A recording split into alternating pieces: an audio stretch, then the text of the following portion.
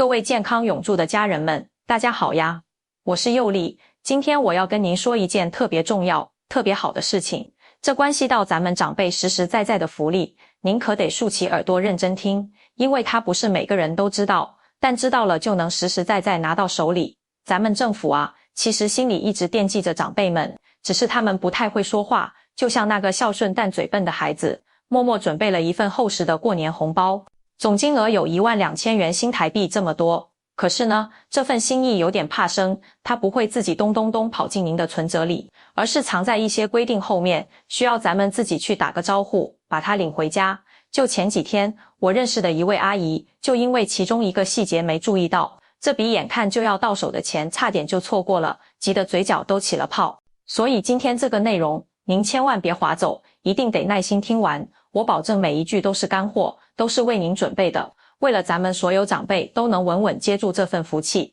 请您现在就在评论区打出健康长寿4个字，也算是给自己和家人都沾沾喜气。更重要的是，您得给咱们健康永驻点个关注，把旁边那个小铃铛点亮，再给视频按个赞，这样以后不管有什么新的福利政策，您都能第一时间知道，再也不怕错过任何该得的照顾。好了，咱们话不多说，直接进入正题。这个听起来像天上掉下来的12000元，到底是什么来头呢？它的全名叫做2026年春节长者综合生活补助金，名字是长了点，但意思很简单，就是政府专门在过年前为长辈们准备的一笔综合性的生活补贴，是给咱们过年用的，也是帮咱们应对生活开销的。那政府为什么突然要发这笔钱呢？难道是钱多到没地方花了吗？当然不是这么回事，这背后啊，是政府看到这2年什么东西都在涨价，就像雨后春笋，一不留神就冒高一截。咱们老百姓，特别是靠退休金津贴过日子的长辈们，去买菜、买日用品的时候，都能感觉到手里的钱不经花了。为了让咱们退休生活的品质不因为物价上涨而打折扣，政府才想了办法，把原本可能零零散散发的几笔小钱整合在一起，还多加了一些，变成了现在这笔可观的补助。说白一点，就是希望咱们的餐桌上能丰盛些，过年时心里能更踏实些，不用为了省钱而过分操心。那么，这12000元具体是由哪些部分组成的呢？佑丽给您仔仔细细拆开来看，它主要包含了3大块，每一块都有它的用意。第一块叫做春节特别慰问金，关键就在慰问这2个字上。过年是什么？是团圆，是喜庆，是热热闹闹。政府希望咱们长辈能用这笔钱，放心大胆地去准备一桌丰盛的年夜饭，鸡呀、鱼呀、肉呀都安排上，再给可爱的孙辈们包上寓意吉祥的红包，开开心心享受天伦之乐，不用在花钱的时候反复盘算，心里纠结。第2块是年度物价联动补助，这个名字听起来有点专业，但其实道理很直白，政府有专门部门会盯着一个叫做消费者物价指数的数字，这个数字往上走了，就代表咱们平时过日子花的钱变多了。这笔补助呢，就是根据这个涨幅算出来的，专门用来贴补咱们因为米、面、油、盐、盐气、水电这些最基本的生活必需品涨价而多付出去的钱，算是帮咱们分担一部分压力，不让物价上涨全部压在咱们肩膀上。第3块叫做冬季健康关怀与医疗补助，这一块就考虑得更贴心了。咱们上年纪的人都有体会，冬天是个比较难熬的季节，天气一冷，心脏、血管、关节这些地方的老毛病就容易冒头。去看医生，拿药的次数往往比别的季节要多，这笔钱就是提前考虑到长辈们冬季医疗开销可能会增加，专门准备的一笔健康备用金，让咱们能更安心的去照顾自己的身体，该检查就去检查，该补充营养就去补充，不用因为担心医药费而硬扛着。您看，这3笔钱，从过年的喜庆开销，到平时的生活成本，再到关键的健康保障，方方面面都替咱们想到了。加起来，对于符合特定条件的长辈，最高就能达到12000元。这可不是空头支票，是实打实能帮上忙的温暖。接下来我要说的就是大家最关心的发放时间。政府把时间卡得非常准，就是在2026年1月1日之后，农历春节之前。这个安排很有心，就是为了让钱能在过年前最需要的时候送到咱们手上。大家手里宽裕了，置办年货，准备过年，心里就有底了，能过个从容不迫、欢欢喜喜的年。但是佑利在这里必须要用非常认真，甚至有点着急的语气提醒各位家人，这笔钱的领取绝对不是您坐在家里，它就会自动叮一声到账的。它设下了好几道清清楚楚的门槛，而且很多审核是电脑系统在后台静悄悄完成的。您要是哪一条不小心没符合，系统就会无声无息地把您的名字从发放名单里过滤掉，根本不会有人特意打电话来通知您。我开头提到的那位阿姨就是这么吃了亏。下面我就用最通俗的大白话，把这几道关键的门槛给您一道一道讲明白。您不妨在心里对照一下自己的情况，或者拿张纸记一下要点。这第一道门槛，也是最根本的一道，是关于您的户籍和您实际住在哪里。大家一定要明白，这笔福利是由各个县市地方政府具体负责发钱的，所以它第一个硬性要求就是您的户籍必须落在您要申请领取的这个县市里。光是这样还不够，还有一个非常具体，一天都不能马虎的时间规定，您的户籍迁入当地的时间必须满满的超过6个月。这6个月怎么算呢？政府为了公平，定下了一个基准日，那就是2025年12月31日。从这个日子往前倒推6个月，也就是183天。这意味着您必须在2025年7月1日当天或者更早，就已经把户口稳稳当当地迁进了现在这个地方，并且从那天起，一直到2025年12月31日，您的户籍都没有再变动过，这才算稳稳跨过了第一条线。如果您是2025年7月2日才迁入的，哪怕只晚了一天，非常抱歉，按照规定，您就无法参加2026年春节的这次发放了。这一点非常严格，电脑系统一查日期对不上，就直接跳过，没有讨价还价的余地，只是户籍在还不行。第二个隐藏条件是，人必须真的住在那里。现在的政府系统可聪明了，它不只盯着户籍资料看，还会通过您的健保就医记录、税务资料，甚至是一些其他社会福利的领取记录，进行大数据交叉比对。打个比方，如果您的户籍登记在台北市的某个地址，但系统发现您的健保看病记录常年都在高雄，或者您一整年在户籍地都没有什么消费、生活的痕迹，那么系统就会产生一个合理的疑问，这位长辈是不是并没有实际住在这里呢？一旦被系统标记为疑似非实际居住，这笔钱的发放就会被立刻暂停下来。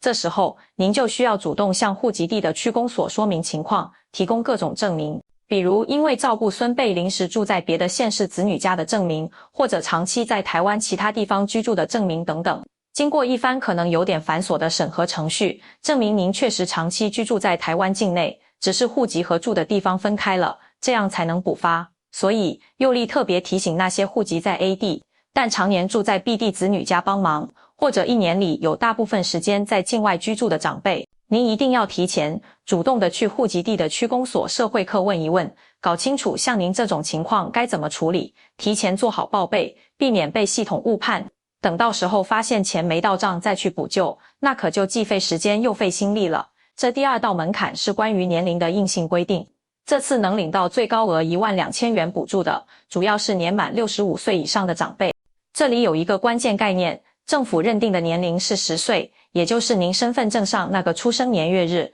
必须实实在在，一天不差的满65周岁。咱们中国人习惯讲虚岁，觉得过了农历年就长1岁，但政府的电脑系统是认死理的，它只认身份证这个铁证。比如您的生日是2026年1月20日，那么即便在2026年春节时，您觉得自己虚岁已经66了，但系统计算您在2025年12月31日这个基准日时，10岁仍然没满65岁，那您就无法被纳入这次发放的范围。这一点对那些生日在年头年尾的长辈特别重要，一定要自己算清楚。另外，这笔补助不是所有65岁以上的人都统一发12000元，它采用的是分级制度。一般来说，年满65岁到79岁这个区间的长辈领取的是基础额度，可能根据地方政府的财力是6000元或8000元不等。而对于年满80岁以上的高龄长者，政府会基于更多的关怀，额外再加发一笔高龄特别津贴，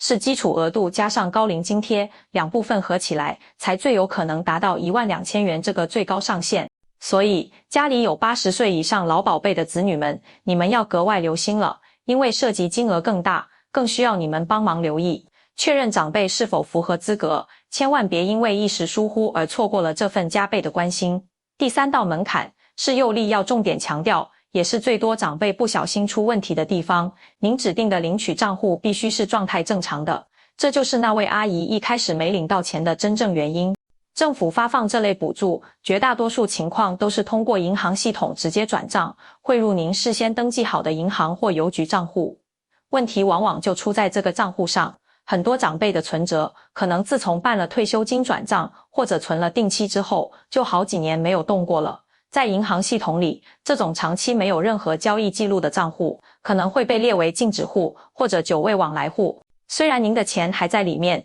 但账户的接收汇款这个功能可能已经被限制或关闭了。还有一种常见情况是，长辈们换发了新式身份证，身份证号码虽然没变，但证件本身的资料更新了，可能您银行账户里预留的还是旧身份证的信息，没有去更新，导致身份信息对不上，汇款也会失败。最让人觉得冤枉的一种是，长辈很多年前在公所登记过一个收款账户，后来那个存折丢了或者销户了，您换了新的存折，却忘了去公所办理账户变更登记，结果到了拨款那天，系统还是傻乎乎的往那个早就已经注销的旧账号里打钱，这笔钱自然会被银行退回来。一旦发生退款，这笔钱就暂时留在了国库的账户里，系统通常不会自动再发的二次，它会记录为发放失败。您需要自己察觉到钱没到账，然后主动跑到公所去申请更正账户信息，重新提请拨款。这中间一耽误，可能就是1-2个月，甚至可能错过年前到账的最佳时机。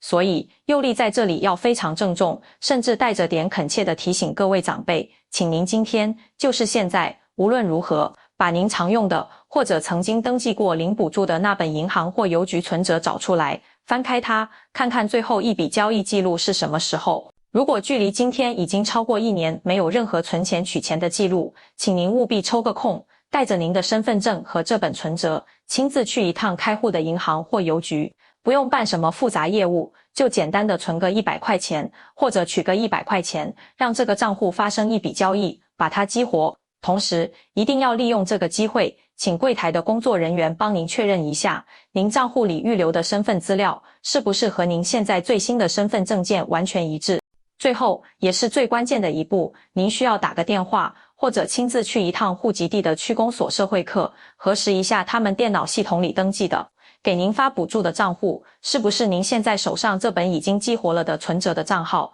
这个账户3检查：检查账户活不活跃，检查资料一不一致，检查登记准不准确，是确保钱能顺利到账的临门一脚，这个功夫绝对不能省。除了以上3条硬性门槛，还有一个需要了解的原则，叫做福利不重复的规定。这是什么意思呢？如果您目前已经是政府登记在册的低收入户或中低收入户，或者正在领取身心障碍者生活补助，那么您每月领的补助金里很可能已经包含了政府针对节日或者物价上涨所发放的额外补贴。为了避免公共福利资源被重复发放，政府规定性质相同的补助一般不能重叠领取。因此，如果您已经享有上述那些全额的福利补助，这笔12000元的春节综合补助，您可能就无法再领取了，或者只能领取扣除您已享有部分之后的差额。不过，对于绝大多数只领取国民年金、劳保老年年金、老农津贴或者一般性老人津贴的长辈，您领取的属于社会保险或者普遍性的津贴，通常不在这个不重复的限制范围内，完全可以放心申领这笔春节大红包。好了，这几个关键的门槛咱们都弄得明明白白了，接下来佑利就手把手教您具体该怎么去领。现在政府的便民服务做得越来越好了，主要提供了3种路径，总有一种适合您。第一种是最省心省力的，不用申请，直接入账。如果您目前已经在稳定领取某一种政府发放的老年年金，而且您的户籍在过去几年都没有变动过，之前登记的收款账户也一直正常使用，那么恭喜您，您大概率属于免申请的幸运儿。政府系统会自动从已经在领年金的老人名单里筛选出符合这次春节补助条件的人，核算好金额之后，在2026年1月那个发放时间段，直接拨款到您登记的年金账户里。您什么都不需要做，只需要在过年前后去刷一下存折，或者开通了手机银行的查一下交易明细，就会看到一笔备注为春节长者生活补助或类似这样的款项入账了，这是最理想、最省事的状态。第二种是线上申请，这种方式特别适合那些刚刚满足条件的长辈，比如您的户籍刚好在2025年7月1日当天才迁入满6个月，属于采线合格，或者您是在2025年内才满65岁的，系统可能还没来得及把您更新到老年福利名单里，这时候您就需要主动去申请一下。操作方法是用智能手机或者电脑搜索并进入您所在县市政府的官方网站，或者下载官方的政务 APP， 在里面找到社会福利或市民服务专区，再查找春节长者生活补助或类似名称的线上申请通道，按照网页或 APP 上的指示，一步一步填写好基本资料，并且上传清晰的身份证正反面照片、户口名簿照片，还有您本人指定的银行或邮局存折封面照片，确认所有信息都没错之后提交，就算完成申请了。这种方式需要一点点操作电子产品的能力，如果您觉得自己不太熟悉，千万别不好意思，一定要请家里的儿子、女儿、孙子、孙女帮个忙。但是佑利必须10万分警惕地提醒您，整个操作过程务必确认您登录的是带有点击 gov.tw 等政府机构标志的官方网站，或者是从手机正规应用商店下载的官方 APP。任何通过不明短信链接、LINE 信息突然发过来的网址，都绝对不要点，那是诈骗集团最喜欢设下的陷阱，就等着咱们不小心上钩呢。第3种是最传统但也最稳妥的，亲自去柜台办理。如果您对自己是否符合资格心里没底，或者担心之前登记的资料有错误，又或者您就是对手机、电脑一窍不通，那么别犹豫，最保险的办法就是亲自跑一趟。请您提前准备好3样东西。第一，您本人的身份证正本；第二，您的户口名簿正本；第三，您本人指定的状态正常的那个银行或邮局存折的封面复印件。直接带上这些材料，去您户籍所在地的区公所、乡镇市公所的社会课或民政课柜台，直接跟工作人员说：您好，我想查询并办理2026年春节长者综合生活补助的资格确认。工作人员会在系统里调出您的资料进行核对，如果资料齐全无误，他们会当场为您办好；如果发现账户信息有误，可以当场更正；如果户籍或年龄资格有问题，他们也会当场向您解释清楚。对于行动不太方便的长辈，也可以委托子女或信得过的亲友代办。代办人除了要带上长辈的身份证、户口本和存折这3份材料，还必须带上本人的身份证原件，以及能证明与长辈亲属关系的户口本或相关文件。说到这里，佑利要再次提醒大家一个至关重要的话题：防范诈骗。每次政府有大额福利发放的消息传出，是不法分子活跃的时候，他们的手法多样，但核心都是利用长辈期盼领到补助，又对程序不太熟悉的心情。请您和家人一定记住以下几个准则。第一，政府不会用手机短信发送带链接的福利领取通知，让您点进去填资料。任何这类短信都可能是诈骗，切勿点击。第二，政府机关人员不会主动打电话说您的账户被冻结，要求您按指示操作 ATM。请记住 ，ATM 没有解除锁定、接收补助等功能，凡是让您去 ATM 操作的，都要警惕。第三，政府工作人员也不会在电话里索要银行密码、网银登录密码或短信验证码，这些是您金融安全的重要信息，不要告诉任何人。如果您接到可疑的电话或短信，建议做到3个不：不理会、不回答、不操作，然后挂掉电话，直接拨打您户籍地区公所社会课的公开电话核实，或拨打反诈骗咨询专线165求证。宁可自己多跑一趟公所问清楚，也不要轻信陌生来电。当这笔补助顺利进入您的账户后，佑利想以晚辈的身份和您聊聊这笔钱可以如何安排，让它发挥更好的作用，真正改善生活。12000元，说多不算多，说少也能办好几件实实在在的事。这是社会对长辈的一份心意，把它用在合适的地方，用在能让您更舒适、更健康的地方，这份心意也就格外值得。我给您几个小建议参考，比如家里用了多年的电饭锅，内胆涂层已磨损，不妨用部分补助换一个新的，让家人吃得更安心。又比如浴室里那块旧防滑垫，如果已经变形，换上一块新的，把钱花在防止跌倒上，很有意义。再比如添置1-2件保暖扎实的外套或背心，冬天保护好前胸后背，也是对身体的呵护。当然，用这笔钱在过年时买些优质的食材，炖一锅滋补的汤，照顾好自己的身体，更是再好不过。总之，思路是把这笔钱用在健康和生活品质上。您把自己照顾好，保持健康，精神好，就是给家人减轻负担，也是给家庭积攒福气。节目最后，佑丽集中回答几个常见问题。有长辈担心，领了这笔一次性补助，会不会影响低收入户资格，导致每月固定补助被取消？这一点请您放心，在多数县市，这种一次性节日补助被视为非经常性收入，在计算低收入户资格时，通常不计入家庭总收入，因此一般不会影响资格。为了保险起见，您也可以在领取后，向负责的社工人员确认本县市的具体执行细则。还有长辈问，如果现在住在养老院或护理之家，还能领吗？答案是肯定的，只要您的户籍、年龄等条件符合，无论实际居住在哪里，都不会影响领取资格。您可以委托家人办理，也可以请机构里的社工人员协助向公所咨询办理。最后，佑丽想对正在观看这段视频的晚辈们说几句心里话。如果您是长辈的子女、孙辈，请您务必把这件事放在心上。我们的父母辈可能不善于表达，面对现在的电子系统和各项规定，有时会感到不知所措。他们可能看不清存折上的小字，不太会用手机操作，甚至不清楚该去哪个办公室办理。他们有时不是不想去领，是怕麻烦，怕弄错，或者根本不知道这件事。花点时间回家帮他们检查一下身份证、户口本、存折，打个电话去公所问问，或在手机上协助操作线上申请。您付出的这一点时间和耐心，守护的不仅是可能的补助，更是父母的一份合法权益，一份安心，以及孩子在乎我的温暖。帮父母把事情办好，让他们无忧无虑，安心地享受社会的关怀，过个踏实的好年，这本身就是孝道，是福气。好了，今天佑丽在健康永驻已经尽可能详细地说明了2026年春节12000元长者综合补助的各项事宜，